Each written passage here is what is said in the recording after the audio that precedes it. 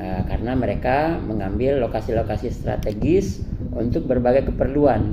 Nah, sehingga hal ini juga berdampak bagi si Bukit Malambuang tadi. Jadi karena Belanda sudah banyak memiliki berbagai wilayah kekuasaannya di Kota Bukit Tinggi ini, bahkan mereka sudah membangun berbagai fasilitas juga. Jadi di awal abad 20 itu Belanda sudah membangun mereka mendirikan hotel, kemudian mereka menambahkan barak-barak militer atau tentara, kemudian mereka juga sudah mulai berpikir untuk bisa menyediakan fasilitas lain untuk membuat mereka nyaman di sini gitu.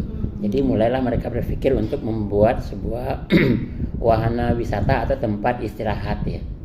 Jadi selain mereka sudah mengembangkan tadi, bahkan ada juga bioskop, ada hotel, ada kereta api, kemudian mendirikan gereja.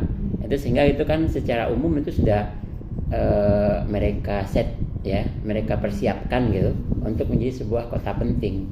Dan dalam catatan yang kami baca juga di beberapa sumber, memang di akhir abad 19 atau awal abad 20 itu Belanda sudah mengirim ahli-ahli mereka dari Belanda itu yang paham tentang desain perkotaan. Jadi mereka sudah untuk mengembangkan sebuah kota, mereka jadi untuk bangunannya ada arsiteknya, kemudian untuk tata kotanya ada ahlinya, sehingga semuanya itu sudah memiliki pembidangan sendiri gitu.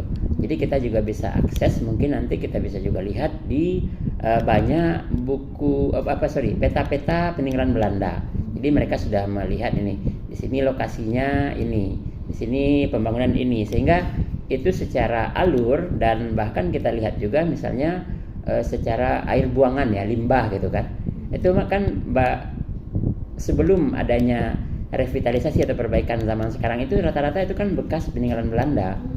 Juga mereka membuat akses jalan, mereka membuat akses jembatan. Itu kan merupakan memiliki seorang ahli gitu ya, yang bisa memikirkan bagaimana sebuah daerah ini yang berbukit-bukit ini bisa terhubung dengan baik, di mana di sini daerahnya sentral, dibangunlah beberapa pasar gitu. Jadi ini adalah sebuah pemikiran panjang dalam sebuah sistem pemikiran untuk pengembangan tata kota.